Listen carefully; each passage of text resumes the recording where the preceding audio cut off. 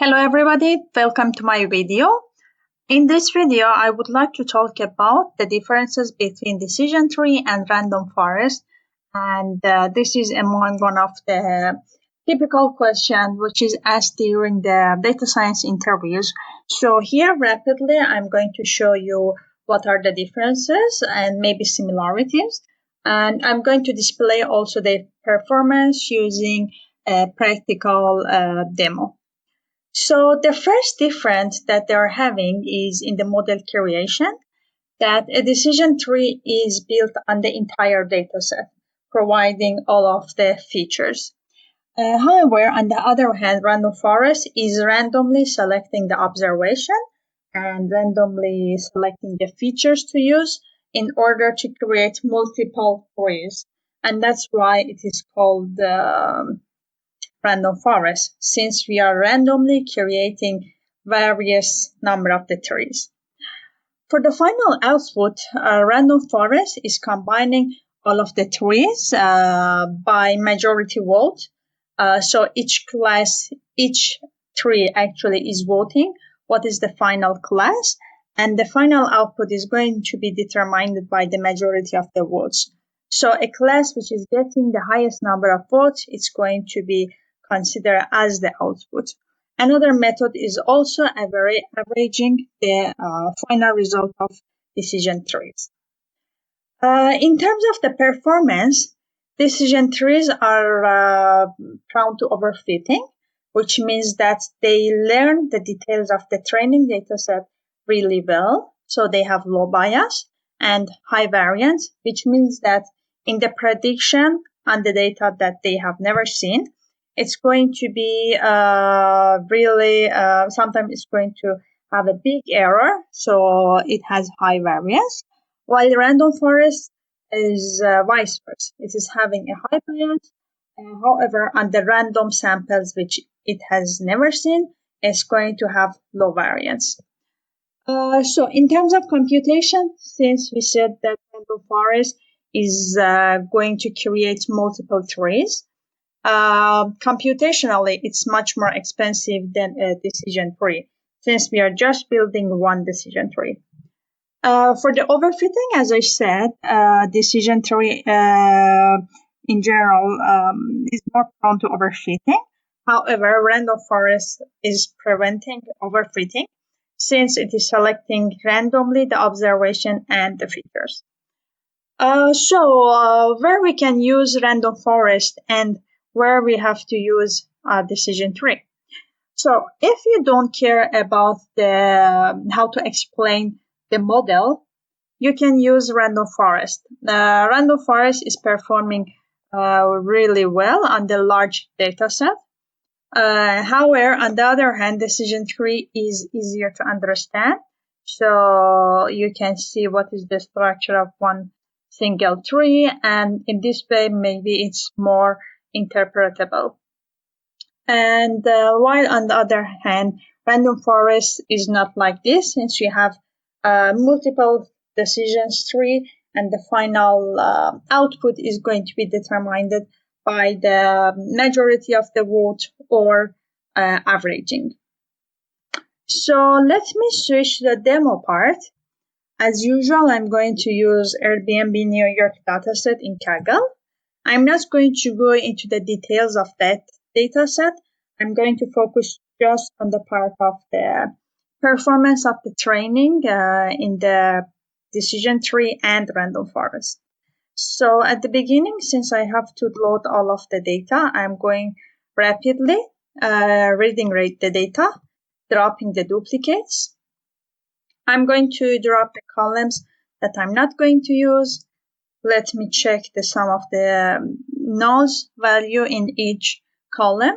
As you can see, for the reviews per month column, we have NA observation. I'm going to fill it with 0. Then just to be sure, we are addressing all of the NA values. As you can see, we don't have any other. And here I can escape. Now here I'm going to put my target variable in the y variable and the rest for the x variable. I'm going to split my dataset into the training and testing. So here I call them validation instead of testing. So be careful of that one. And here I am selecting the categorical feature and the numeric feature to consider. So here I'm creating copies of my training data and my validation data. Here I'm creating dummies out of my category data. And yeah, this is just for simplicity of variable names. For the training, I have xtrain2 and xvalid2. So I rename also not renaming, but I created two other variables for my y train and my y valid, which they are target variable that, they are the target variables that I would like to predict. So this is a function to create for calculating of mapping, which is the mean absolute percentage error. So let me run it. And there we go. For the decision tree, we have to import first the decision tree classifier. And I'm also importing the F1 score in order to use it for the metric performance. So there we go. So I'm creating a decision tree. I'm not focusing on how to do the hypertuning parameter on the decision tree, so I'm just calling it, and then I'm fitting it on the training data. And then after the fitting, I'm going to predict the data of the training and the data of the validation in order to see how it performs on the training and test data set. So this part, I am calculating the error, different metrics of error, such as mean absolute error, root mean square error, F1 score, and mapper, to understand the performance of the decision tree on the training. And then here, I'm going to do it for the testing data set. So there we go. As you can see, decision tree is performing perfectly on the data of the training. So let's see its performance on the testing dataset. As we can see, it's not performing as well as it did in the training dataset.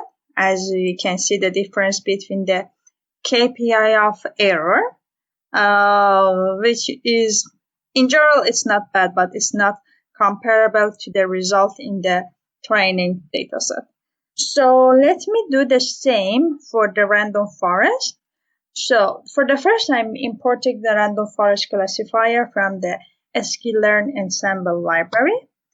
I'm defining my random forest classifier model, and then I'm training it on the training data set and the target variable. Since it's going to need a lot of time for training, I'm going to explain also this part. So after we finish with the training of our model, we are going to use it for the prediction of my training dataset and also my testing dataset. And then I'm calculating the error metrics, the same as we did with decision tree. First on the training data and then on the testing data. So yes, these are the code that I am going to use for the XGB regressor that I did a video on that. So please check it out if you haven't. So let's see when it's going to finish its training.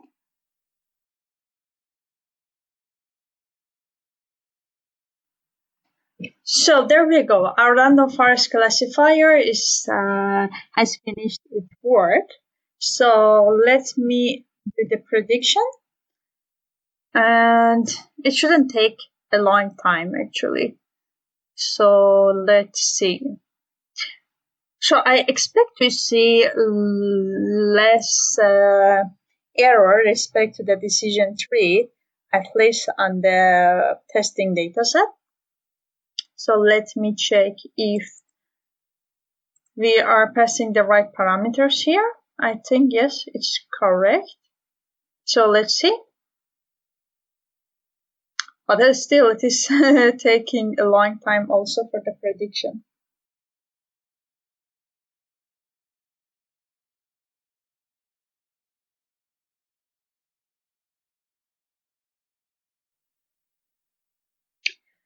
So here we are finished with the prediction. It took almost the same time as the training. So let me check for the training error. As we can see, it's perfect. And for the testing error, wow, okay, as I expected, it is much less than the decision tree.